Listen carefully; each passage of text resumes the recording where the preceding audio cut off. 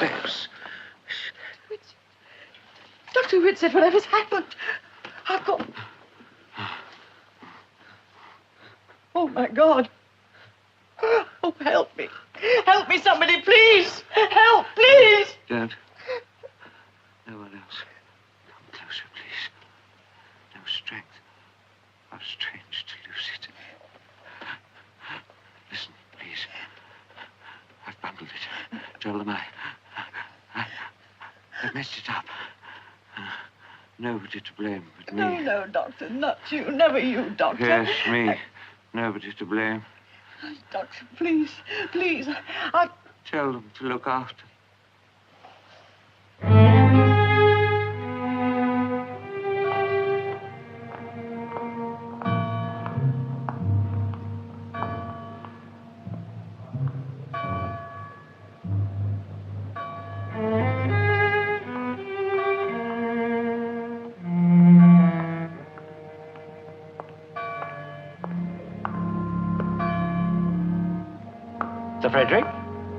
Sir Frederick, you all right?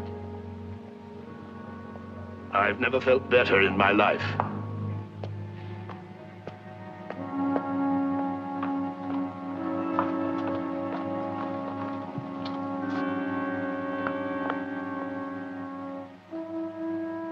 Why? Dr. Gillen, why should he do it? Why should he do something that contradicts everything he stood for? Without him, there wouldn't even be a British Analytical Institute. What about his patients? How lost they must feel.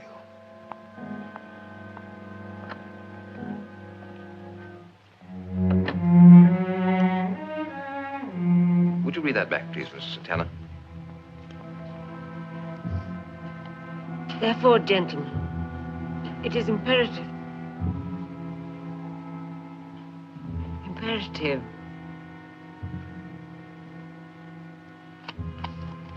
I wonder, Mr. Morgan, would you excuse me for a moment? Anything I...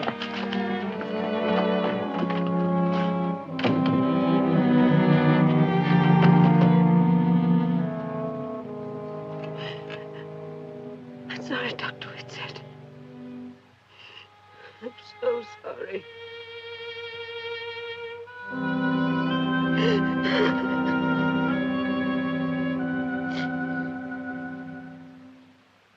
2,000 pounds for a crayon drawing.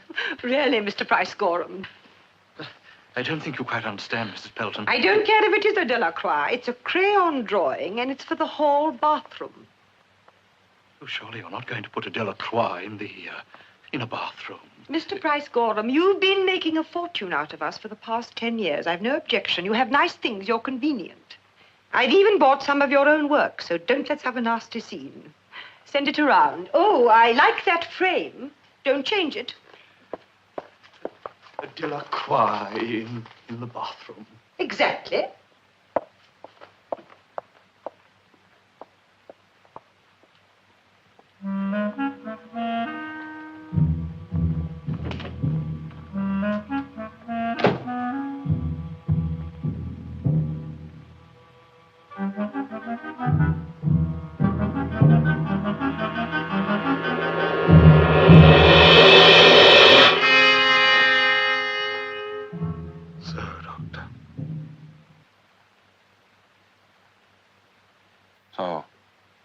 As we mark the 3rd anniversary of this American experiment of a so-called Peace Corps, shall we acknowledge it only as a noble gesture, merely a tease to the rest of the world, indicating that the United States has some fleeting moments of conscience?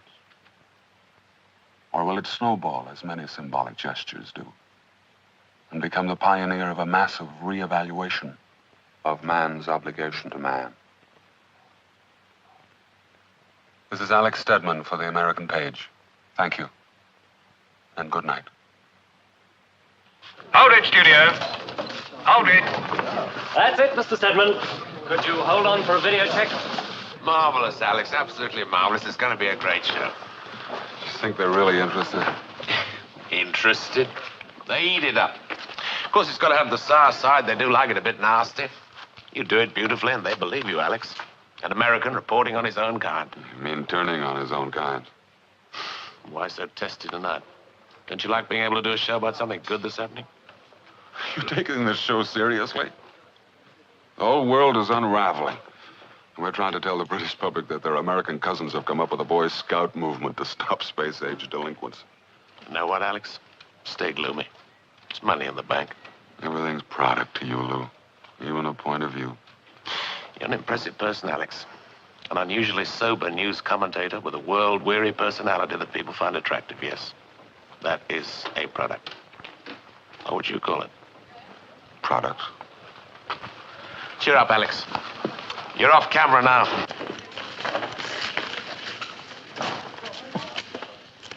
Videotape okay, Mr. Stedman? All right, studio. Thank you. Wrap it up. Home to mother, boys.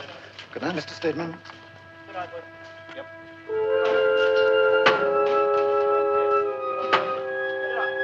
Good night, Mr. Stedman. Good night, boys. Good night, boys.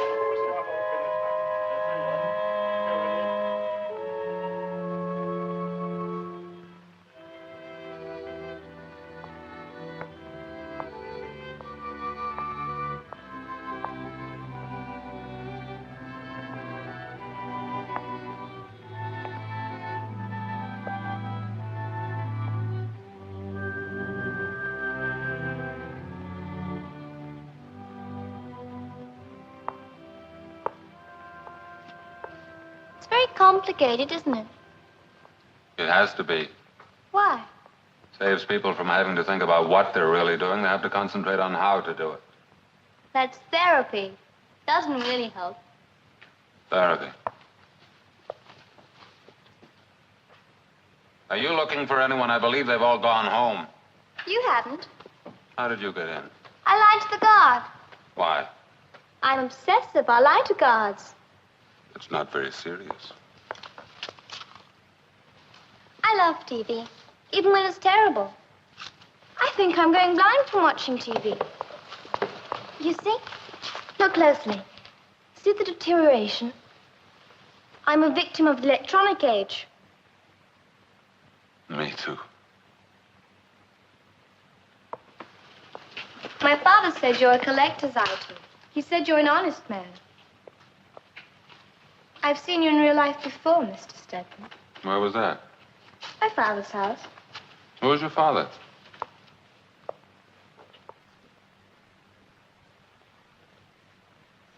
Who was your father? Leo Whitsitt. I'm Catherine. I don't know your father.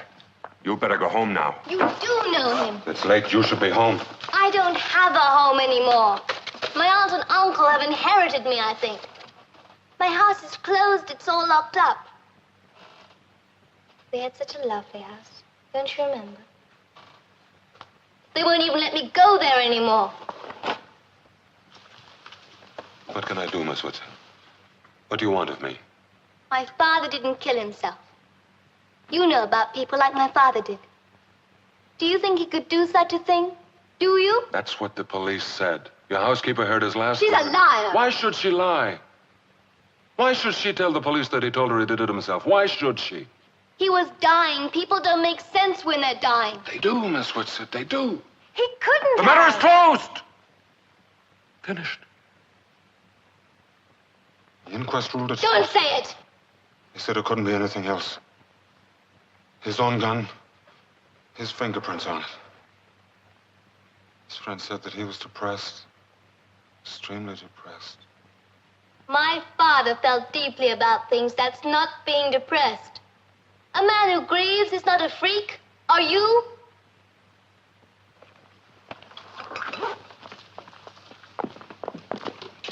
My father was murdered.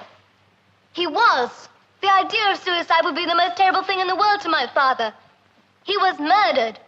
I know it. You must know it. Please help me. Why me? I saw my father watch you on TV. He read all your articles. Thought you were fine. So fine. It's not wrong to ask for help. Is it? You must have spoken to the police. Over and over again, and what do? They comforted me. But I don't want to be comforted. Do you think my father would do such a thing? It was one of his patients, Mr. Stedman. My father knew that one of his patients wanted to kill him. Did he tell you that? He didn't tell me who. He never would discuss his patients. He never even kept files, never wanted anyone to have access to them. But I know that one of his patients wanted to kill him. He was terribly worried about one of them. The house was locked. How could they possibly... You know he'd open the door to anyone in trouble. It was one of them. I'm one of them. I know you. You're like my father. You want people to live.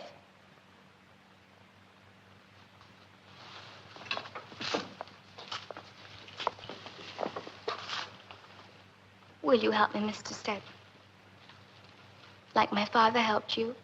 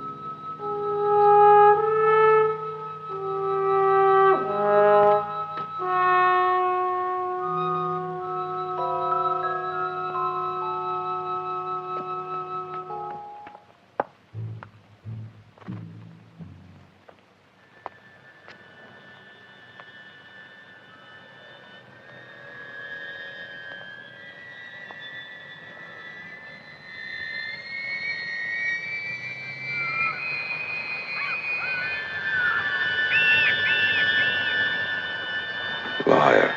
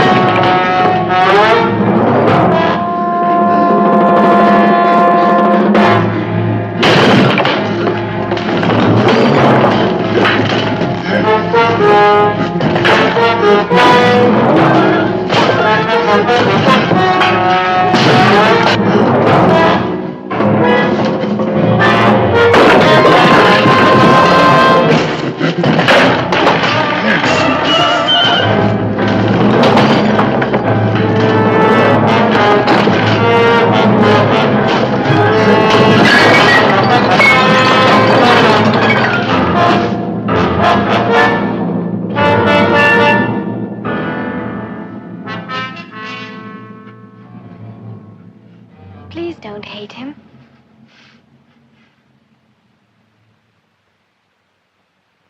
Know how to ride a bike?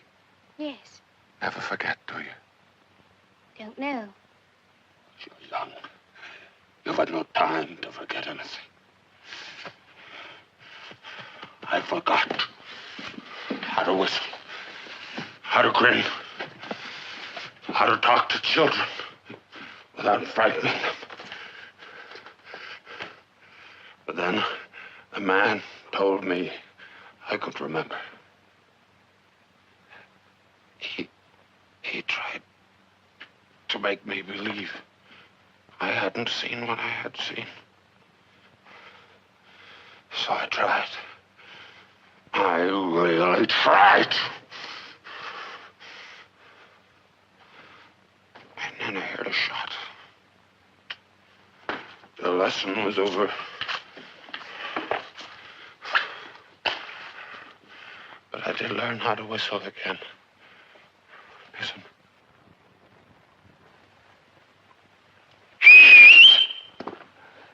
And I have learned to laugh all over again.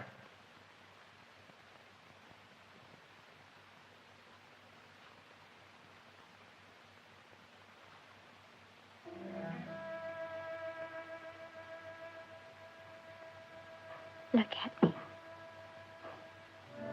Please look at me.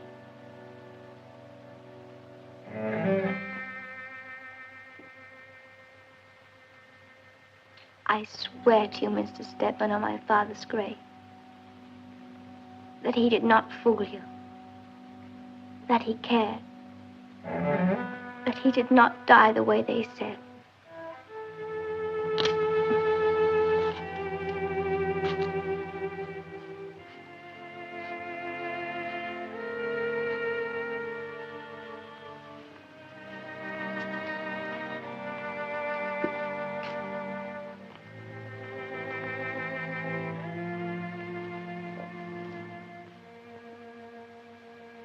The reason why the 7 stars are no more than 7?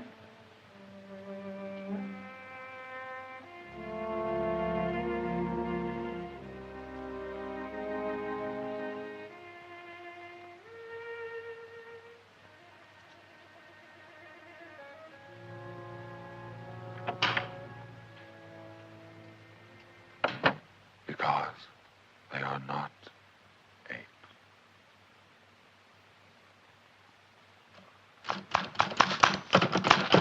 Ian? Tied up. Tell him I'm here, will you? Ah. I'll just stick my head in. Don't. Alex Stedman's with him. Oh, well, here we go again. They won't refuse him. You ever seen his shows? Well, even when he's nice about things, you feel he knows something is terrible. Don't you ever look up when people talk to you? No. Why not? I'm civil service. Alex, let it alone. The fellow simply killed himself. Let it alone. Why? Alex, please, I don't know why. I'm a public relations man, not a policeman. What are you doing at the yard, subletting an office? Do you want us to start a thing about a perfectly competent police inspector? Question the decision of a meticulous coroner's court? Make a fool out of one of our best pathologists? Do you know how difficult it is to get good doctors for that sort of work? Alex, this is a clean one. Oh, you can make something of it. Just look suspicious about a death and the public is with you, but this one is clean. They rarely come so clean. His housekeeper heard his last words. Look, here we are. Tell them I messed it up. Nobody to blame but me. Blame no one but me, etc., etc. Etc., etc. is what I'm interested in. The gentleman simply killed himself. His own gun, his own fingerprints on it, the angle of the wound, the house locked tighter than a drum. There's no such house. Well, I don't know about those things. I'm no locksmith. Have they checked every patient? Everyone. How far back? Far enough.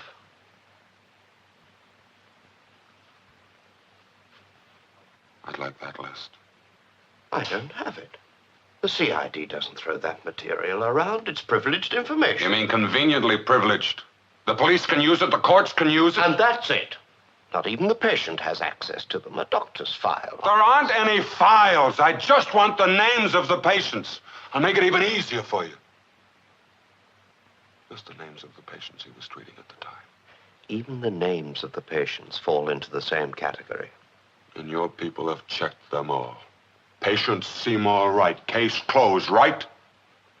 I want the names of the patients. I don't have them. Only the CID would.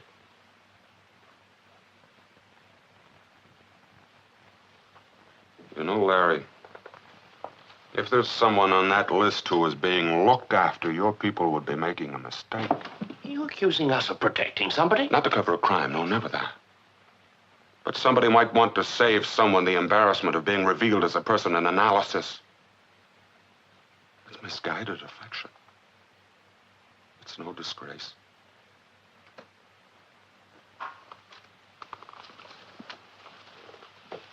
You ought to sneak a look at that list, Larry. You'd be amazed at who's on it.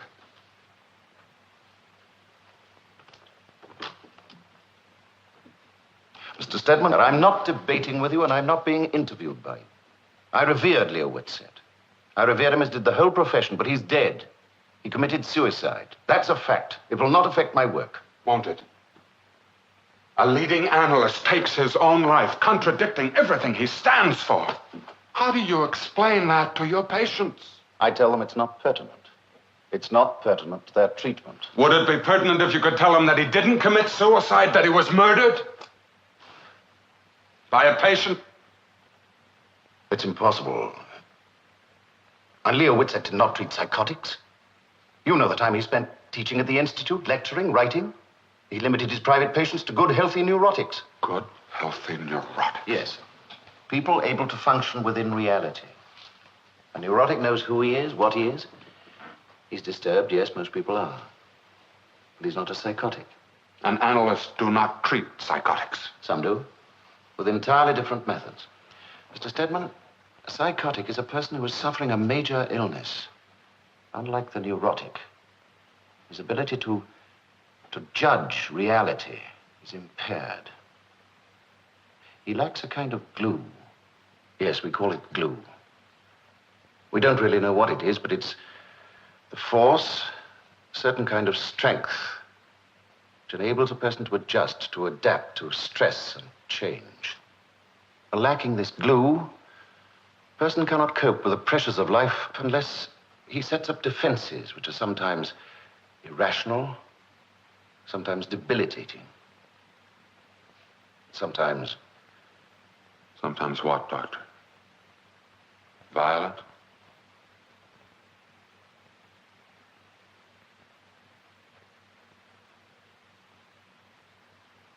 Would Leo Whitsett have accepted such a patient, Dr. Gillett? No. Not knowingly. How else? Sometimes you might accept a patient and discover in the course of treatment that you have a borderline schizophrenic. If Leo Whitsett had not knowingly accepted such a patient, would he have stopped treating him? Not necessarily. He might feel the patient would be more hurt than helped by a change. Change, Mr. Stedman, is the most traumatic pressure on the psychotic. If, in fact, Leo Whitsett did have among his patients a psychotic, would it be possible for Whitsett not to know that he was treating a patient who might kill him? There's one type that might fool anyone. The paranoid schizophrenic. Would it be possible for this type of patient to murder him and make it look like suicide? This type might kill his doctor. The doctor might represent the agonies, the inability to cope. And the destruction of the doctor would temporarily alleviate the psychic pain. Then this type might, and I repeat, might, conspire to make it look a suicide. How would he behave afterwards? He could behave like any patient hearing of his doctor's death. He'd appear to be heartbroken, even happy. Might be bitter. He might not even remember what had happened. Then he would be the most difficult one to find. No conscience, no fear, nothing to hide. Mask of innocence. They could behave in so many ways. They could appear to be absolutely irrational. He could behave like you, Mr. Stedman. Could he continue to hide it to keep up the pretense? Yes. And the violence, the desire to kill, would it reappear? Inevitably. When the stresses became too much, when the pressure grew unbearable. Suddenly? On impulse? Sometimes it might be the result of very deliberate plotting, very careful scheming. Sometimes a sudden, violent outburst. Mr. Stedman, what I'm describing to you is one of the most terrible illnesses we know of. Then we should find that person. Dr. Gillen. I want a list of his patients. Mr. Stedman, there was no such patient. Are you sure? I'll find the patient. Don't. Why not? If there's any chance, the slightest chance that you're right, you're looking for one of the most dangerous people in existence. You won't know until... You won't know what to do, what to say. I do know how to listen, how to look, to wait. I'm a trained reporter, Doctor. I've spent most of my life looking for the truth. Not this kind of truth. It's special. Look around the world, Doctor. What's so special about madness? What's so special about murder?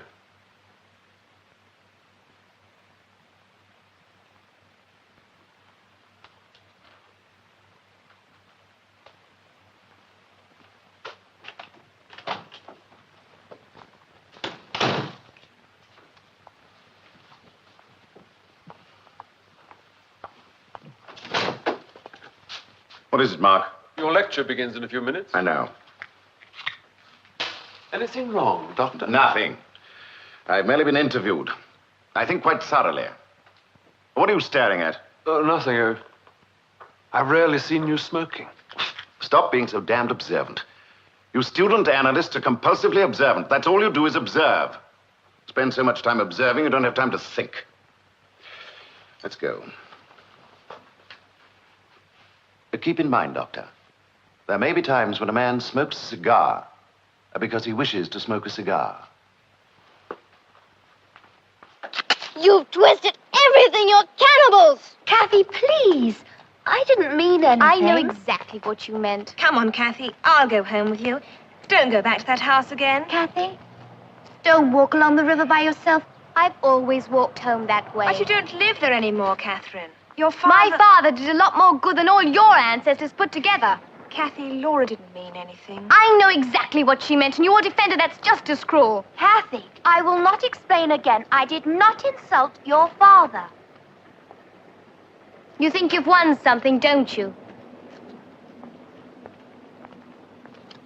You really should know more. You're not babies, you know.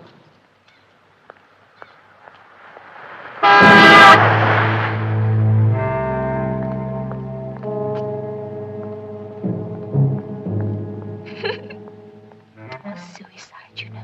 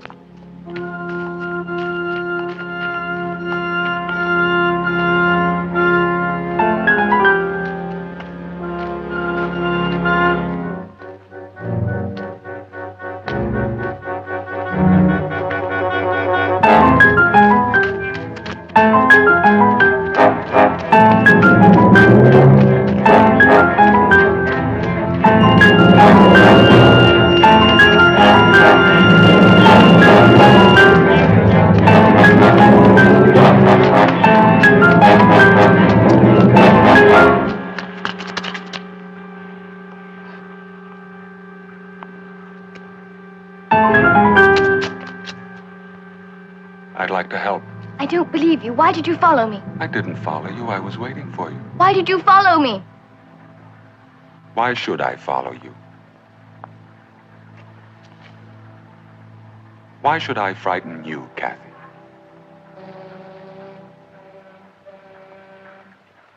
My father called me Kathy.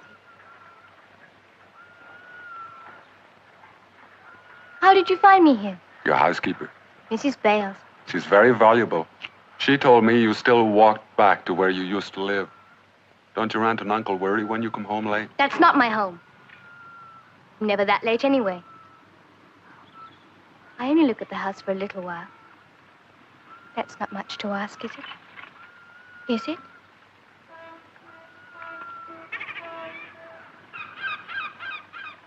Alex, do you like those sounds? Yes. Very much.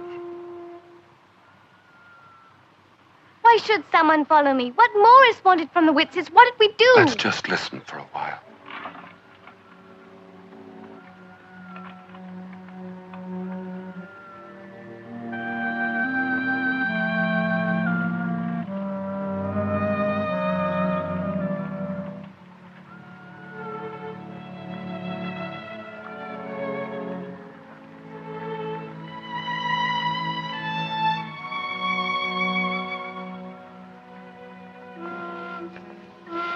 Used to being famous? I think so. I'd never get used to it. I'd never think it was real. Do you mind when people stare at you? Depends. On what? What kind of stare? How about like this? That's a nice stare.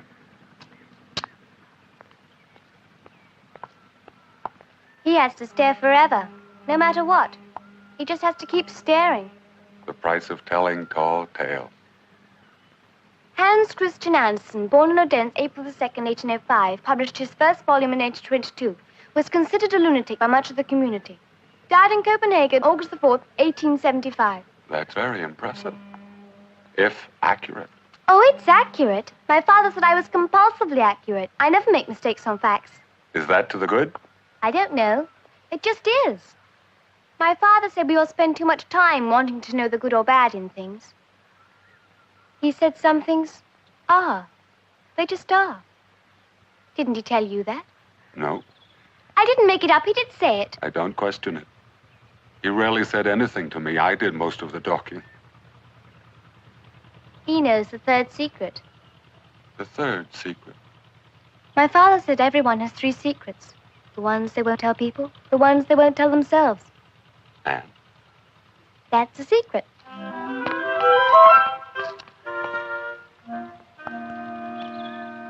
You're the nicest adult I ever met. Except my father. And you're the nicest non-adult I ever met.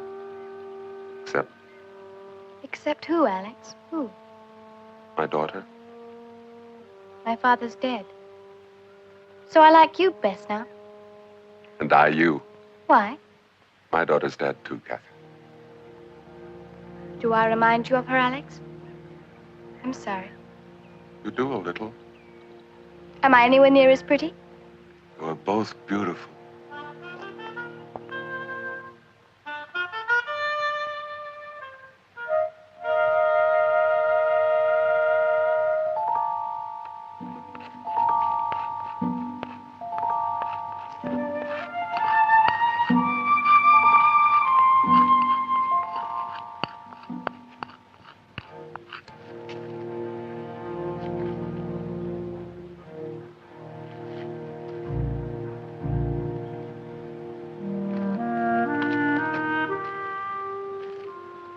It's all right.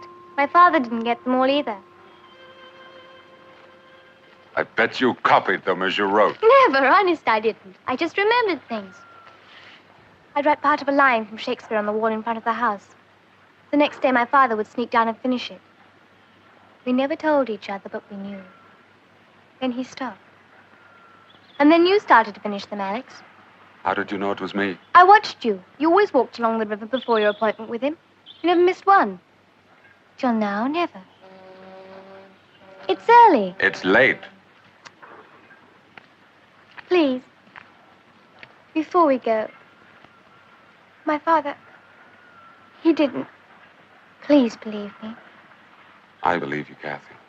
You do? Then you'll tell everyone, won't you, Alex? They'll believe you. I'm afraid not. Kathy, I've been to the police, then to your father's colleagues. I can't even get the names of his patients. I've tried. I know them. You know them, but your father He wouldn't. wouldn't dream of telling me. But I knew anyway. You see, he'd always leave his mail in the outside hall. His outgoing mail. Mrs. Bales took it to the corner. How could you tell I'd see who was writing to. Kathy, your father probably had correspondents all over the world. But every month, the first of every month, there were 4 letters. He wrote 4 certain letters the first of every month.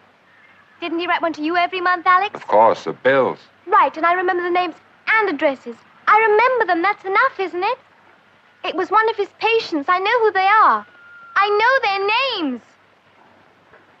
Isn't that enough?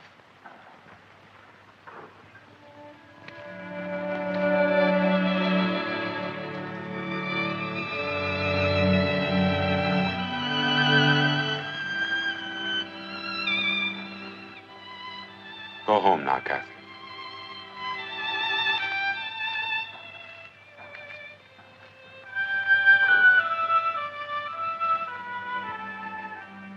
Isn't that enough, Alex? It's enough. Shall we meet here tomorrow? Yes. Thank you, Alex. I'll bring you a list of the names.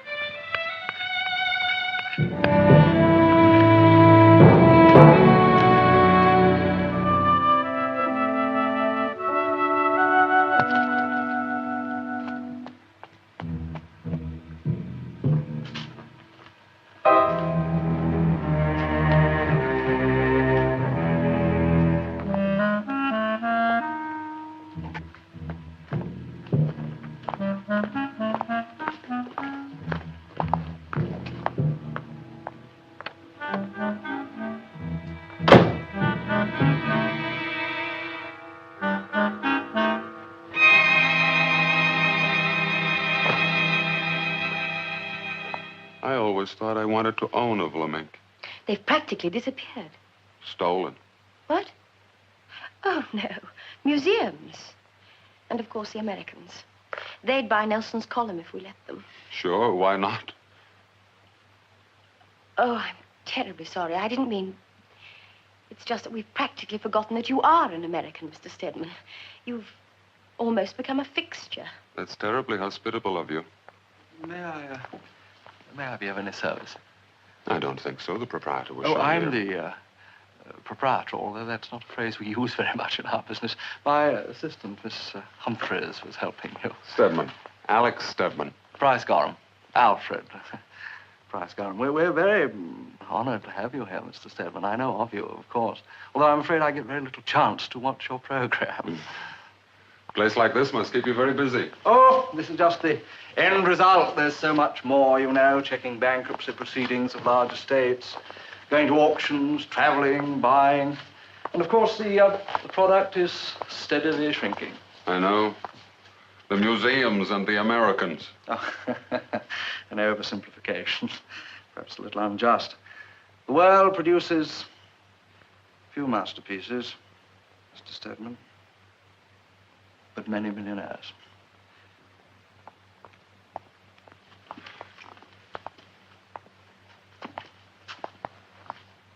As you really admire this one, don't you? Yes, very much. There's something familiar about that place.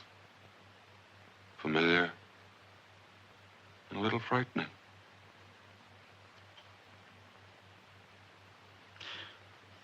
Yes, well, we've all been to places like that, Mr. Stedman.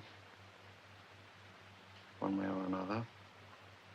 There's a kind of despair in it somewhere. Yes, there is. A sense of possible violence, a hint of horror. Yes. Yet all under control. It's a talented line between chaos and order. Yes, and an elusive line. You seem to have a predilection for the dark soul. Violence on a leash, so to speak. Oh, no. Not me, Mr. Stedman, my customers. The gentle, the light, the lyric. All dated.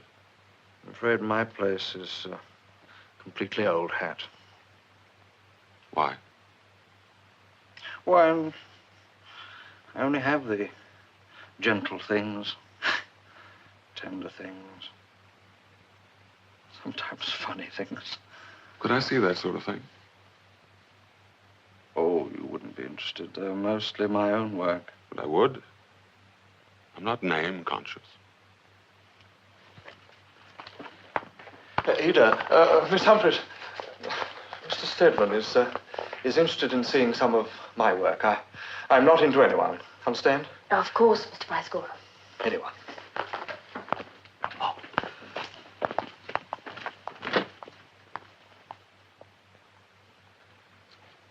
The sun is the most precious thing for my kind of work. I would think so.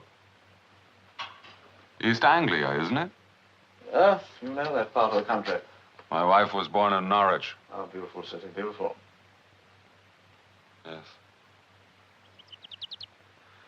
Well, what do you think? They're very pleasant. Pleasant. Don't you see anything else? They're very relaxing. Vitality, Mr. Stedman, doesn't have to be gaudy, crude, sick. The real spine shouldn't be twisted all over the canvas. Something in work? No. No, it's just something I've been toying with. It isn't working out. That happens sometimes. I tell you something, Mr. Stedman, I don't sell these. Don't even try. I'm not an aggressive man. Not on my own behalf. I could sell them, of course. There are those who admire my work, but it's an ugly process. They tease you a little. They want to try them in the country house. And they want to buy them for nothing.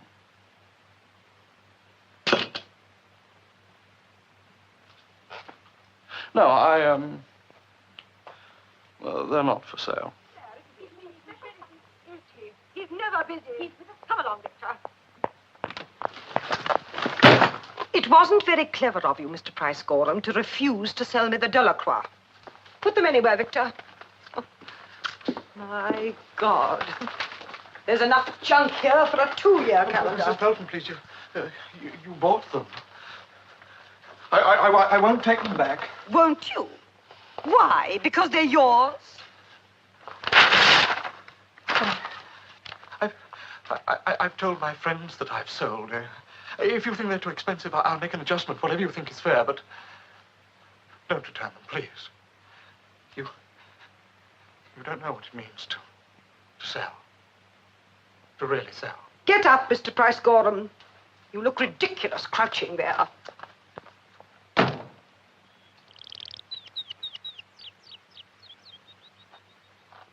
I'd like to buy one of your paintings, Mr. Price Gorham.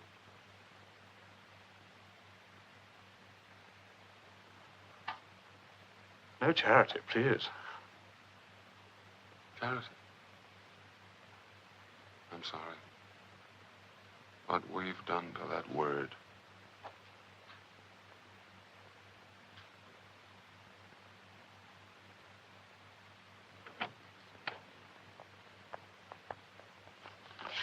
Oh, Mr. Stedman, we have a new collection coming in. I hope you'll visit us again. I don't think so.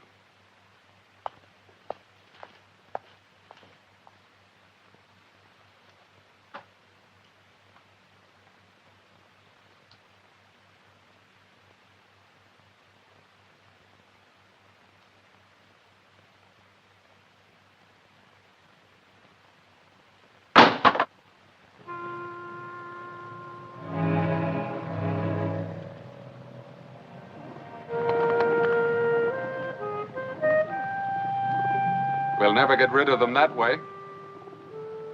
But why get rid of them? They're the only things we can count on to stay the same in London.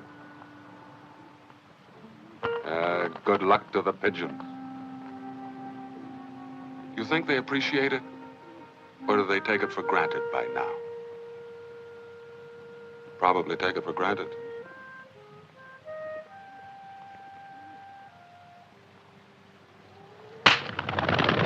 Don't do that. They're not bothering you. But you are. I'm not bothering anybody. Don't generalize. You won't talk to me. I'm not used to it. I've never seen a pretty girl having lunch here. Haven't you? And feeding the pigeons and not talking to me. I followed you. Why? Saw you come out of a building. I said, Alex Stedman, there is an astonishingly lovely girl. I'm sorry you lost her in the crowd. When I was 18, I saw a girl standing in line at Radio City Music Hall. You know Radio City? Everybody knows Radio City. Not that I've ever been there. Well, this girl, my Radio City girl, was so astonishing I loved her immediately. But I didn't go over to her. I watched her go into that theater. Never saw her again. She really must have liked the picture. I think you've missed the point. No, you haven't. Anyway, it ruined my life. Please say, how did it ruin your life? How? Thank you. I've never been able to stop asking myself whether I would have married her, had 12 children, and become gentle. If people want to meet someone, they just have to go over or something, haven't they? I don't know. I think it's easier for some than others. My name is Alex Stedman. I'm thoroughly harmless. My name's Anna. I saw you too, Mr. Stedman. I was just trying to unfreeze. You were what? I was trying to unfreeze. To get up and say hello. to say hello to a man who's given me thought and pleasure. Then I didn't think I ought to intrude. Well, I think that people like you ought to be left alone. I mean, oh, damn. I can't even get picked up with any style. Yes, you can. You've been very elegant. Oh, elegant. The only time I tried to curtsy, my father had to call the doctor.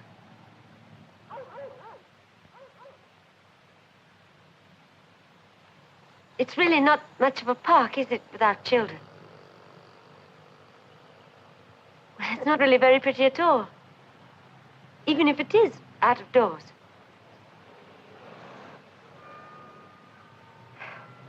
Well, I told you it was easier for some than others. If you had your choice and could spend the rest of the afternoon doing anything you wished, what would you do?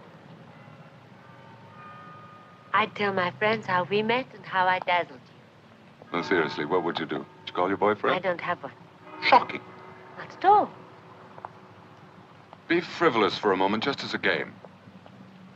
What would you really like to do on a soft, friendly day like today? Could I be frivolous and rich? They go together. Then I'd hire a car, and I'd go sightseeing to special places, which are probably not special to anyone except me. Do you know, I've been in London over a year now, and I've never been to... Well, I just never have. That's monstrous, but curable. No, I'll game's personally... over. I have a job I must No, it's get still back. on. Could you call them? Tell them something happened. If you will, I will.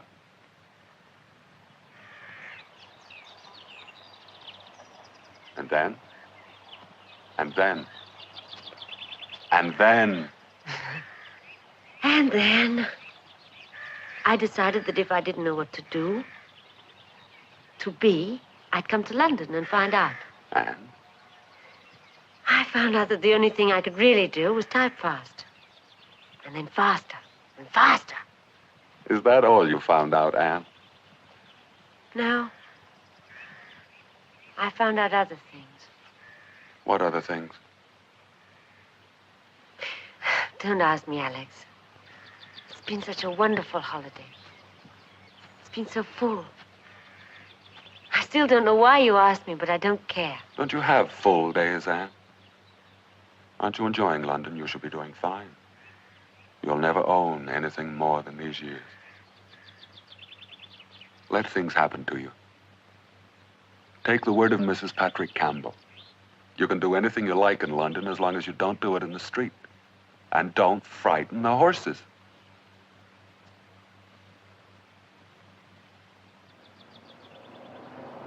Look at all the cars, Alex. Everybody's going home. Bumper to bumper. That doesn't matter.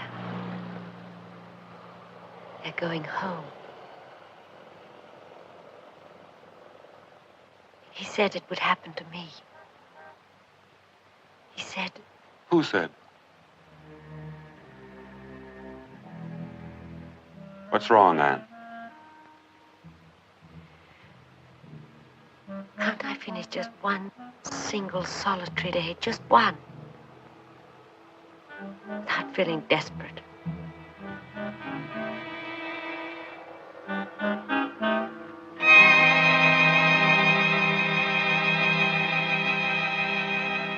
Oh, please come in. I'm Millie Hoving, Catherine's aunt. I just took a chance of stopping by to see Kathy. I hope I'm not... Oh, no, it's quite all right. Catherine talks of you all the time, Mr. Stedman. You've been so kind to her. Won't you sit down? Thank you. I'll tell her you're here. She'll be so excited. She's such a nice child, Mr. Stedman. Frankly, after my brother's death, I thought she'd become ill, but she's doing fine. I had that made from a photograph. Leo would never sit for a portrait. Kathy looks a great deal like her father. She does. They used to say I looked like him when we were young. You look nothing like him, Mildred. Nothing like him at all. This is Mr. Stedman. Yeah, I know it is. I'm Alden Hoving, Mr. Stedman, Catherine's uncle. Very pleased to meet you. Catherine says you were a friend of her father's. I was. Horrible thing, the whole business. Because Leo needed a doctor himself. But who knows? What good are they? If Leo couldn't cope, which of them can? Alden, please. Please? Please what, Mildred? I'll go and fetch Catherine. Some brandy, Mrs. Stedman. No, thank you. It's not easy for us. We've never had children. But now she's ours. There's no money, you know, none. Except for the house, and that's on a mortgage. It took us years to get Leo to buy some insurance so that Catherine would be taken care of. He was so involved in other people's lives that he forgot to take care of his own. Finally, we convinced him. Then Catherine will be taken care of. All the policies were cancelled. They pay nothing on a suicide. It wasn't suicide. It was not. Don't you say that again, ever. Catherine, don't you dare talk to me like that. If you do, I'll... You'll do what, Uncle? Good night, Mrs. Stedman. Good night. It's late, Catherine. Isn't it? You ought to give them a chance, Kathy. They are new at it. It's nice of you to come and see me. I was wondering when. How are you? Fine. But I don't belong here, Alex. I'm a stranger here. They're your closest relatives, Kathy. They're going to sell the house, my house. Can they do that, Alex? Can they? I'm afraid so. Your father's executors can sell. Of course, the money is yours in trust. I don't want the money. I want the house. What would you do with it, Kathy? I'd visit it, look after it, guard it. And then when I'm old enough, I'd move back there. Isn't that fair? That's very fair. But I'm afraid too romantic for solicitors, accountants, probate courts. Those kind of people seem to run the world, don't they, Alex? And I'd never even heard of them before. And they were always there, Kathy. Guess you can only see them in the dark. I'd love you to see it before it's gone. I've been there. Not really, just to my father's office. The rest is so beautiful. I want to show you my house, Alex. I want to show it to you. Just once before they sell it. All right? All right. I have to go now. Don't go yet. I must. Alex, any news? Have you seen them? A few. But I gave you all the names. It was one of them. But you'll find out. I know it. You look nice. You're all dressed up. Where are you going? I have a date, young lady. Don't suppose you'd wait for me. Wouldn't be so many years. You won't look at me by then. I'd be a relic. Never. I'd be old and ugly. Never. There's no such thing as never. Yes, there is. My father will never kiss me goodnight again. Never again.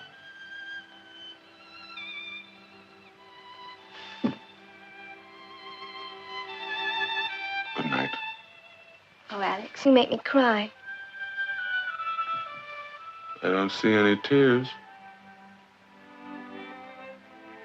Inside?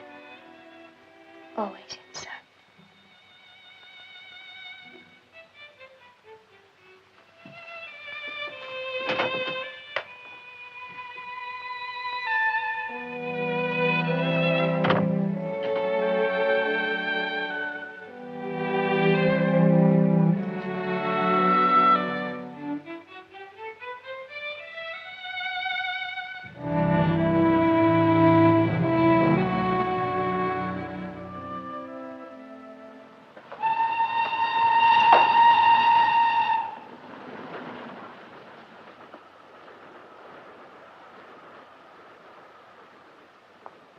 You read them all?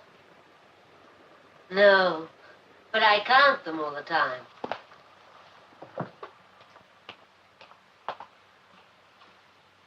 If you don't like it, I'll die. I like it. Don't die.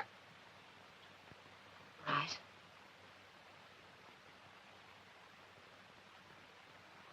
It's almost ready.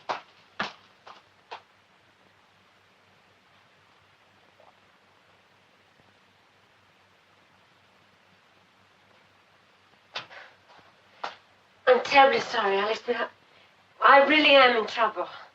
Trouble? I still don't know how to talk to you. And you have given me time to practice. I don't know how to talk to any man, I suppose. You talk very well. No, I don't. I just react. I never initiate anything. I can't go through life just reacting. Like, oh, really? And do you mean it? And I have things to ask you. I've even tried to memorize them. I wanted to ask you simply, non-aggressively. I want to ask lean questions that even if you don't answer, neither of us will be embarrassed. But what comes out is a sort of sticky silence. And the smell of 2 hours nervous shopping. You're very articulate. Only about stuttering.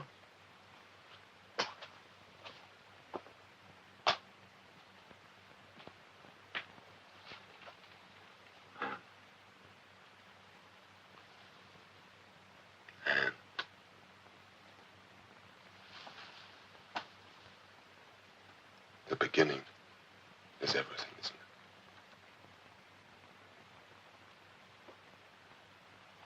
it? No, don't do that, please. You see, I just react.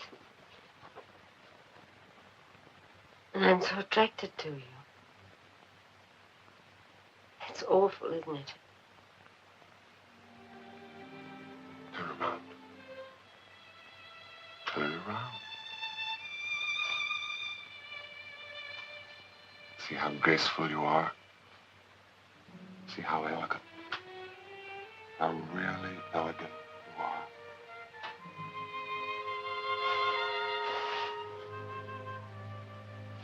No. Let me do it on my own.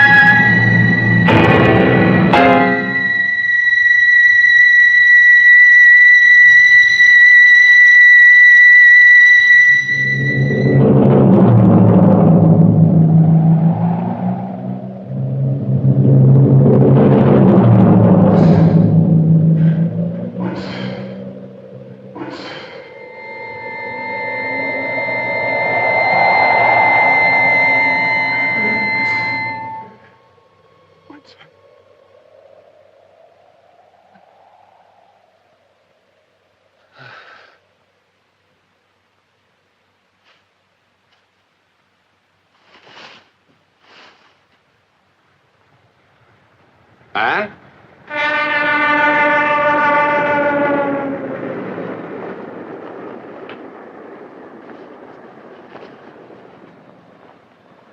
Anne.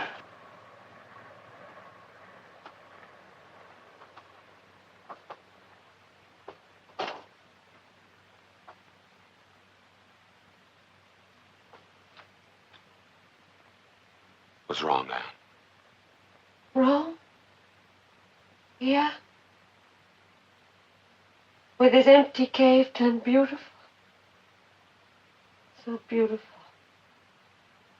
And you made love to me.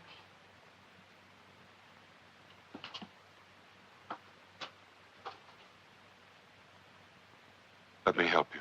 Help me? You want to help me? Help me then. I had a bad dream, such a bad dream. About Millions of years of loneliness. Continents of cemeteries. You dream about the dead too, don't you? You dream about a dead doctor. Poor dead doctor. Oh, I dream about him all the time. But not tonight. I didn't need him tonight. I had you. Still, he was with us, tapping his way round like a blind, defrocked ghost. But it was your dream this time. For God's sake! Yes, for God's sake! You dream about your doctor, Alex, and you talk about him in your dreams. Our doctor. Our dead doctor.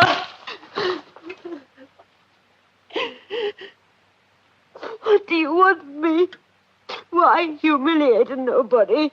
I was looking for the person who killed him. He was killed? That's not what they said.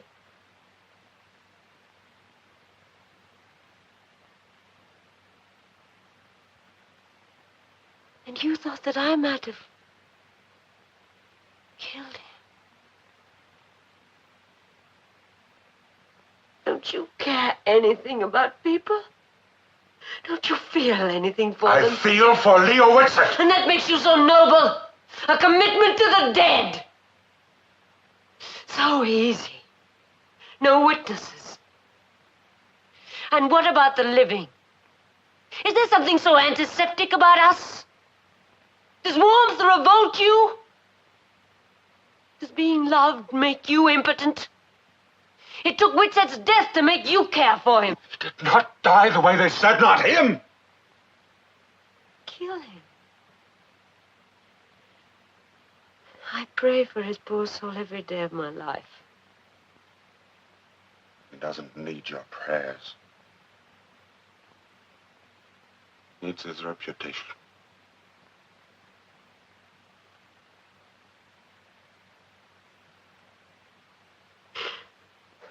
Oh, Alex. Is there no gentleness left? Doesn't anyone care about people? Did the last of pity die with Leo Whitsett?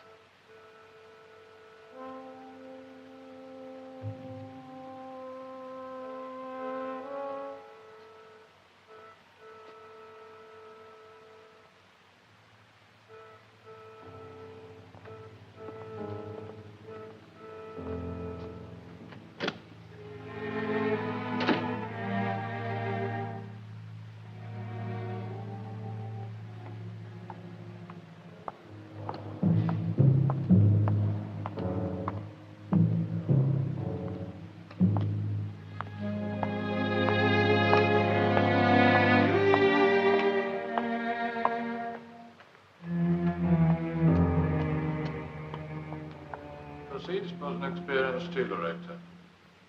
The tower had already been erected to its full height of about 120 feet. But staging is required to be erected at various points up and down the structure to provide platforms from which the riveters could rivet the steelwork.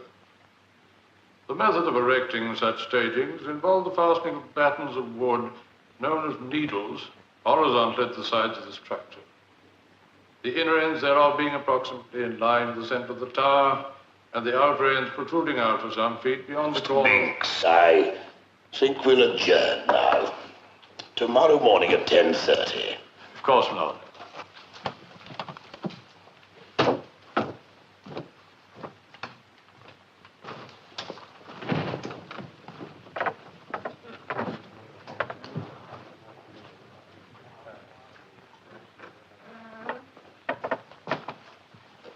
Mr. Stedman? Yes. How do you do? My name is McHenry, Dermot McHenry. Yes. I am his lordship's clerk. His lordship's clerk. I see. Well, actually, his lordship was wondering whether you'd care to come to his room. It's I just don't know Sir Frederick. You don't? Oh, well, his lordship. I know of Sir Frederick, of course. must take a great deal of patience to sit through one of these. Actually, it's a most interesting case. I probably didn't get the full implication. I'm sorry. That's all right. Actually, His Lordship was wondering whether you'd care to take tea with him. Sure. Oh, well, then, if you'd kindly follow me in. Great. Yes, why not?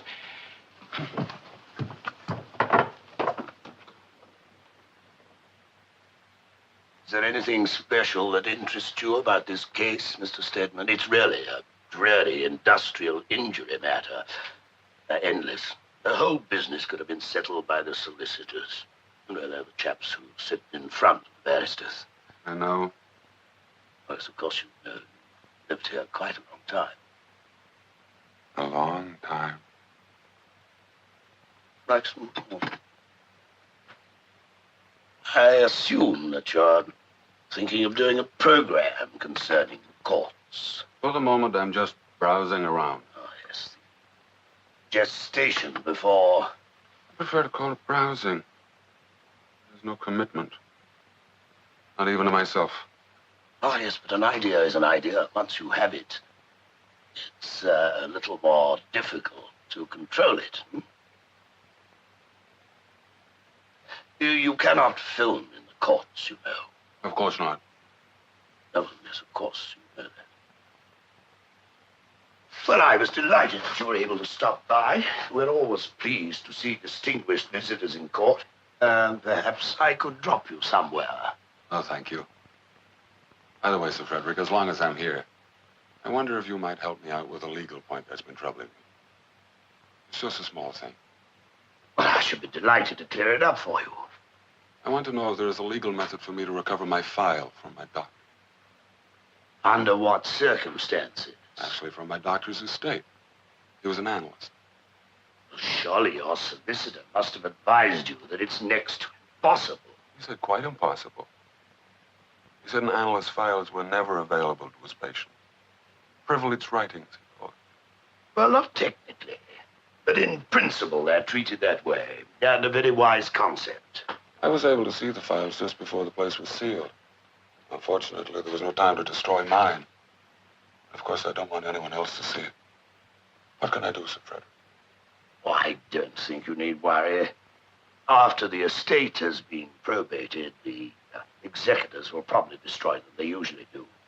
I think we can assume that no one will see your file. How can I be sure? I saw them. Them? I went through all of them. Mr. Stedman, I think that was an unconscionable thing to have done. My instinct, I guess. I can't resist looking at any information available, even privilege.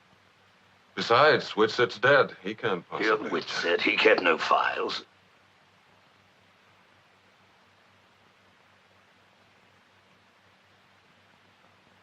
I once thought so.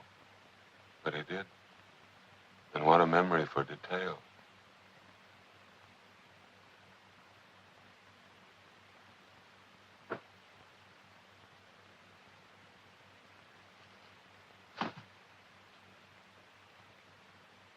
You were a long time getting around to this. I had an impression of your being a direct man. I should have been. And you know. We did keep files. No, I know that office as well as I know my own. He had no files, none. No secretary, no nurse. He didn't believe there should be any access. He had no files, none. Not in the office. But he did live upstairs, didn't you know that? I did. You know all about my career, of course. You've heard that I may be promoted to the Court of Appeal. Yes, Sir Frederick. I must confess you're as distinguished as you can get. Mr. Stedman, you really are a disappointment. You're not a gossip columnist. You've never been grouped with cheap sensation mongers. I'm a reporter. You're also a guest in this country. I live here.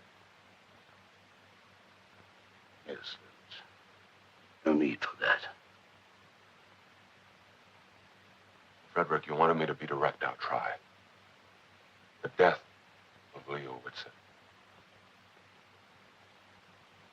Well, at first I couldn't believe it. A man like Leo Whitsett. But it was true. When I got back to London, they had confirmed that it was suicide. You got back? Where were you? I'd been sitting in Bristol. Mr. Justice Maxson had been taken ill. Where were you? You were not in London when he died. What does it matter where I was? Matter of public record, anyway. What is important is where you were, and we know, don't we? Looking through the recorded anguish of other people. Mr. Stedman, please. It was a long time ago. Nobody remembers nobody. It's never happened again. Please. Only he knew. I told him I trusted him. Please, Mr. Stedman, it was a long time ago. I trusted him. There are no files, Judge.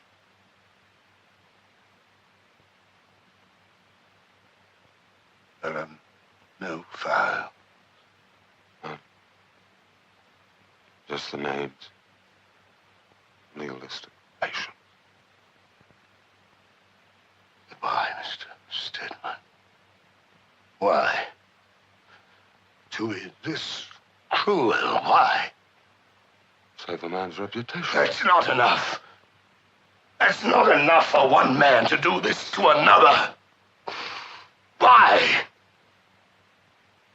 Thought it was for his reputation. It was for me. I have to know for me. Why? As if he died that way. I can't believe anything he said. Told me I could live again. I believed it. I believed him.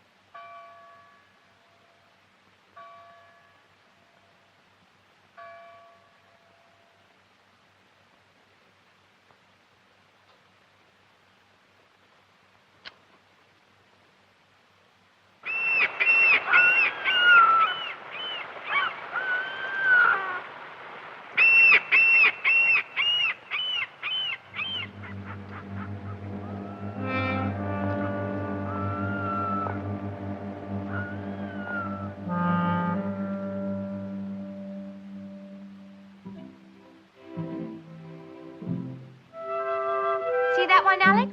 That's his honorary degree from the University of Vienna. And this is my favorite chair. That's for distinguished service from the American Psychoanalytic Association. Isn't that nice of them? I've heard they can be very grumpy about other countries. Oh, that's a personally autographed picture. Dana Hayward. Right. He was a great pioneer in something or other.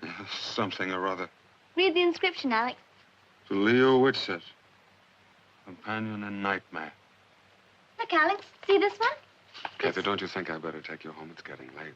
This is my home, Alex. Please, you promised. I want to show you where we live. You shouldn't even be here. This place is sealed by law. Just a little longer, Alex, please.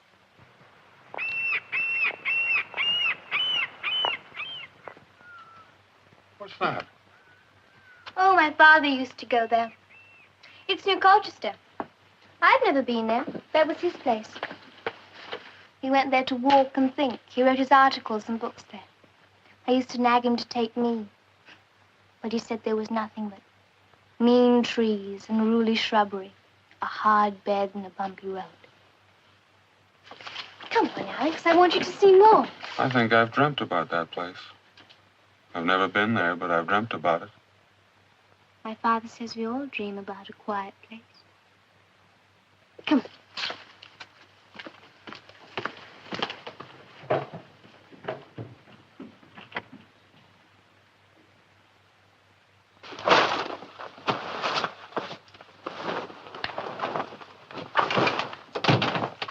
It is your room, Kathy. I don't mean to be childish, honest. But I can't let them sell it. It's like selling your memories. Like taking away the years. Like they never were. It's not fair to sell a person's memories, is it, Alex? You'll keep your memories, Kathy. Believe me, it's just a room in a house. Long ago, it wasn't here. Something else was here. Kathy, everything changes. That's the real truth. Maybe that's true. That doesn't mean anything to me. Isn't it true that the rain is wet or the grass smells sweet? That doesn't matter. What matters, Alex, is how you feel. And I feel that the end of this house is the end of me.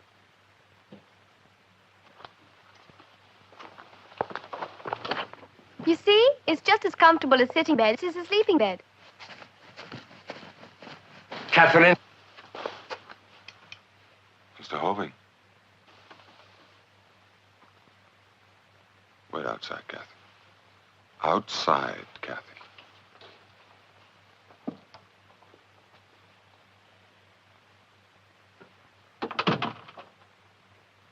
The girl is 14. 14, Mr. Stedman. Did you just remember her age? You pig. You filthy-minded pig. You rigid, narrow, dirty, thinking pig. I'll have you arrested. For what? I know your type, you worldly men. You were bodied all stages. You're jaded! Get weapons! Alex, go! Go! Alex, no, not again! Let him go, Alex! Alex, you were going to kill him. No, Kathy, no. You were going to kill him, too. It's not true. You don't understand. Oh, Alex.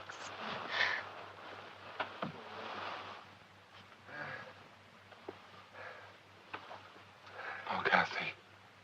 No.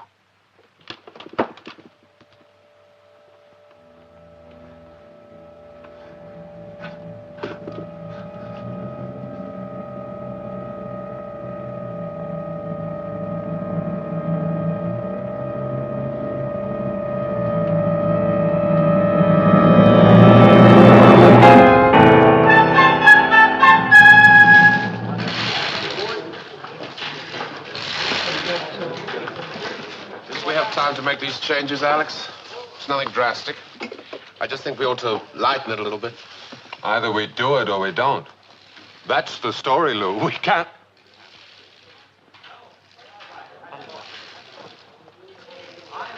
Please turn up the sound.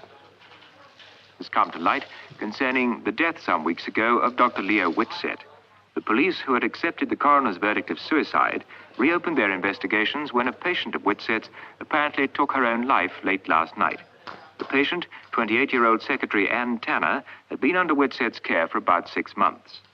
Found beside the body of Miss Tanner was a note confessing her responsibility for the death of the noted analyst. Now for a report on today's international match, over to Wembley. They're inside the penalty and very cleverly taken away by McCraw. Redding gets it, beats him, turns inside, right on the edge, takes it, and it's still good. It beats the goalkeeper. It's there!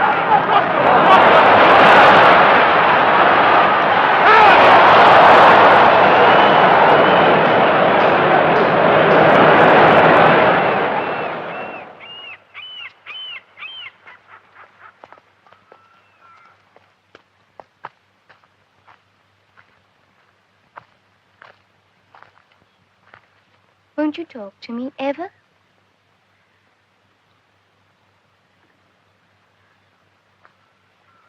I'm sorry, Alex. About what happened at my house. I was terribly frightened. My uncle, well, he is what you said. He was putting his thoughts into your head. I'm sorry about your friend, Alex. Even though I am sorry, Alex. They haven't finished the investigation, Kath. It's not certain yet. It has to be her, doesn't it? They said I can keep the house after they have a formal report. The insurance will be all right then. I'll be able to keep everything. My father wouldn't want strangers living in the house, Alex. I know he wouldn't. I don't want anything of his to be sold. What about the other house? Oh, the one in Colchester. We didn't own it. I've never been there. It had nothing to do with me. My father said I wouldn't like it anyway. Just some mean trees, a hard bed, and a bumpy road. Yes. But I can keep my house, Alex. And I can come and go as I please. We may rent it for a while, but only for a while. Never need have happened, Alex. She was his newest patient. He shouldn't have How taken... do you know she was the newest? The mail. The monthly letters to her started after the others. See how observant I am? It's frightening. If only he hadn't taken her. He was tired. He worked so hard at the Institute. 5 patients were too many. He shouldn't have... 5? But there were only 4. 4 patients, Kathy. Of course 4. Didn't I say 4? Oh, you said 5. And you're never wrong with facts, are you? Go on, try me again. Anything. Go ahead, try me. All right.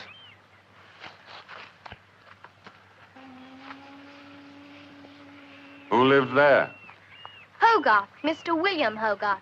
He resided there from 1738 to 1740. He's buried not far from here, Alex, in the Chiswick churchyard. Try me again. And who lived there? Mr. Horace Walpole. He lived there from 1748 to 1770. He died at the age of 80 as the 4th Earl of Orford, a lifelong victim of the gout. Why is there something funny about the gout, Alex? If it can kill people, why does it sound so funny? It makes people walk peculiarly. And it's a name from another time, far enough away for us to laugh. You really know things, Alex. I only know facts. Did the police ever go to the house in Colchester, Kathy? No, they didn't know about it. Why not? It's my aunt's, you know, Aunt Millie. It was given to her by my grandparents. They died after she married that. She never told him it was hers. She didn't want to go there with him, so she let my father use it as his own. She loved my father very much. She wanted him to be so much happier than he was. Come on, Alex, ask me some more things. All right. The address of the house in Colchester. Now, that's difficult. An address you've never been to. Easy. 128 Willow Tree Lane, Stunham Farms, Colchester.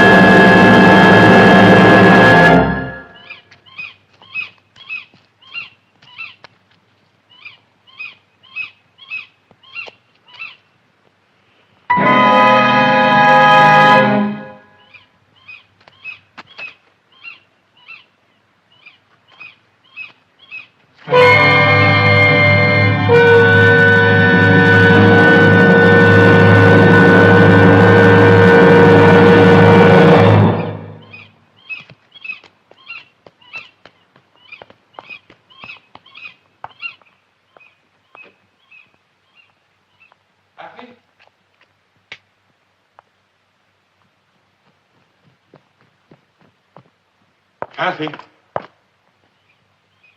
Are you here?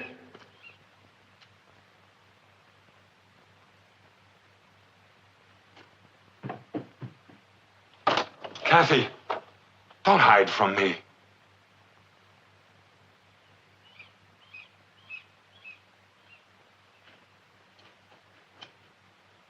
Hello, Alex.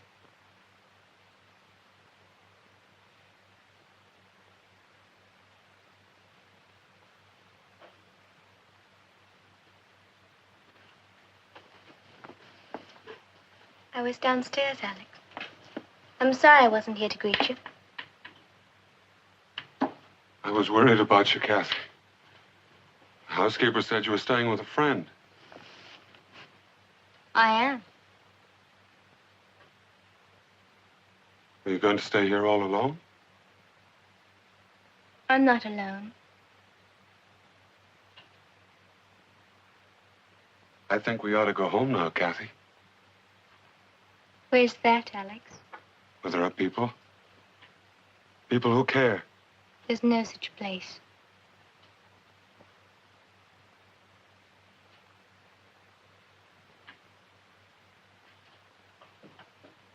I had such a funny dream last night, Alex.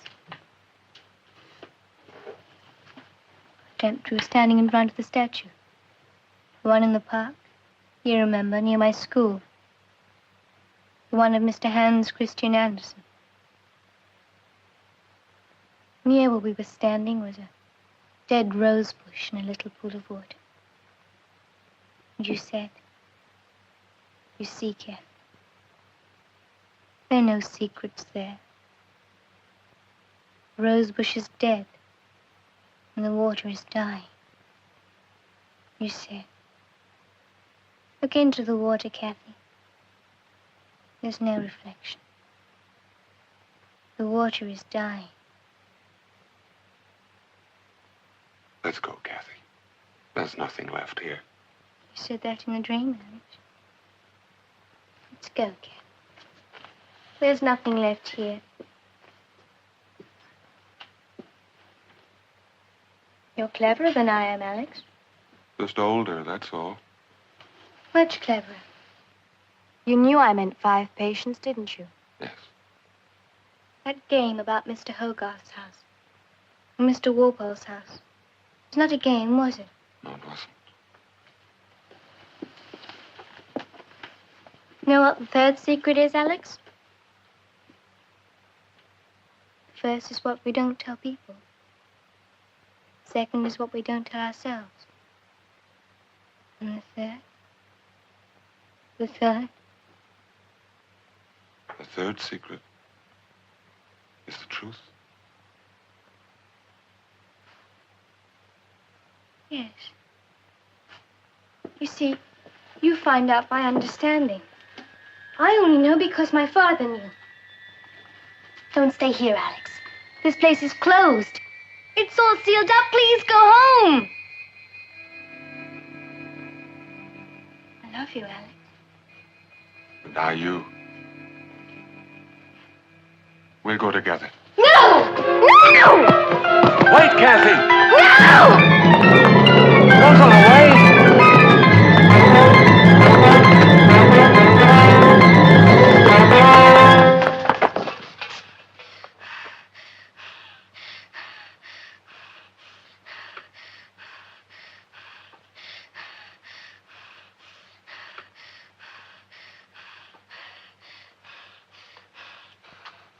That doctor was a devil. He wanted to put me away. He wanted to shut me away. Father loved you, Kathy. He wanted to help you. You think I'd kill my father, don't you? He loved me. He begged the doctor not to send me away. Kathy, there was only one person. They had a fight. I know they did. I went looking for my father. I wanted to make him some dinner. He was getting so thin. But he wasn't home. There was someone else in the house. I took his gun.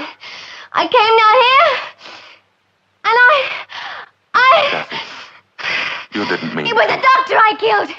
But they sent another one, you. And you want to send me away, too, like him. Oh, Kathy. It was a doctor, not my father. I loved him. Not my father.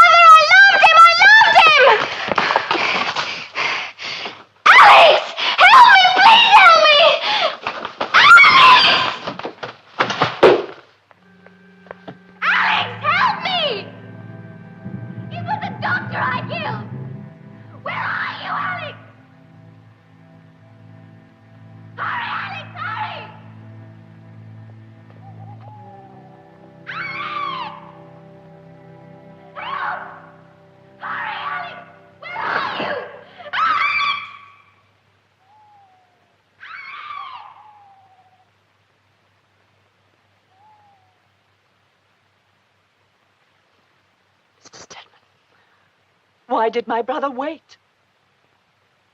He loved her. He was human. He was weak. My brother was one of the strongest people I know. And a doctor, a fine doctor. He was. And as a doctor, he made an early diagnosis. Borderline schizophrenia.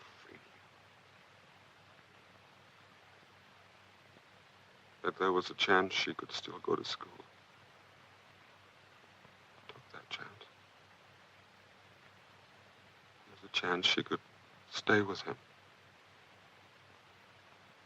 He took that chance. My brother wouldn't consider taking such a chance. And never with Catherine. Only with Catherine. Mrs. Ovey. Your brother must have been heartbroken. Trying to keep his child out of a world of screams, of silences. Out of a world where she would grow old. Without growing up. But why did she come to you? Why? She probably thought her father had some little respect for me. Confused, lost child.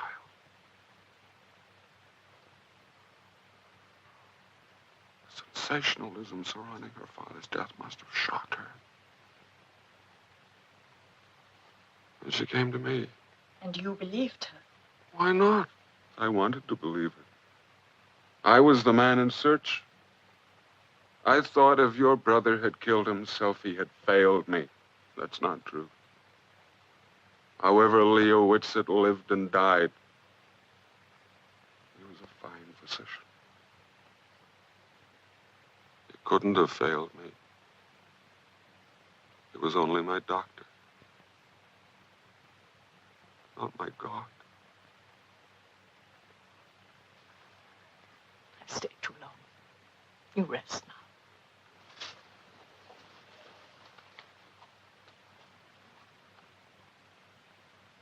Do you know who saved your life, Mr. Stedman? Do you know who called me, who called an ambulance? Do you know whose arms were holding you when we came?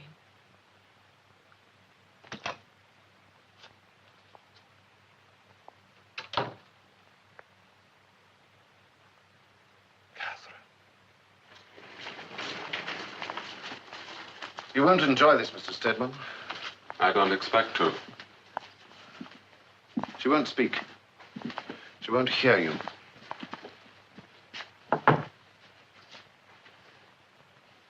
Why do you want to see her?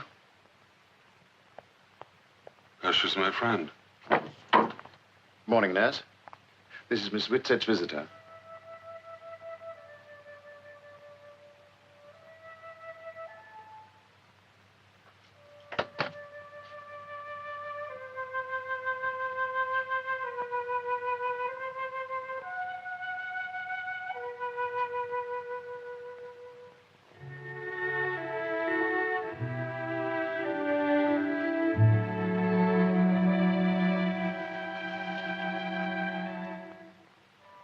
You look fine, Kathy. Just fine. I'm fine, too. All better. I have permission to visit you all the time. Just like family.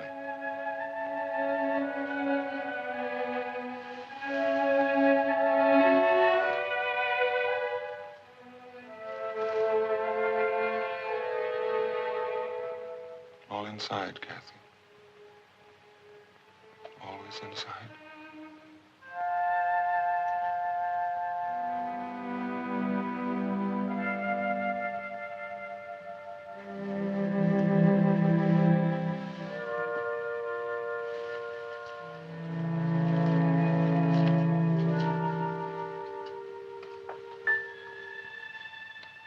It's a good thing what you found out, Alex.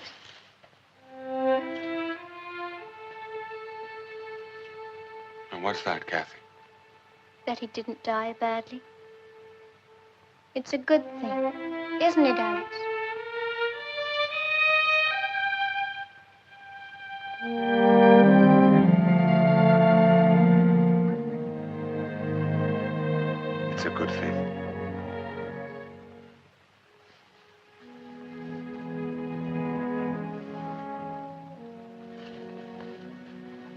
Look, Alex. I'm crying.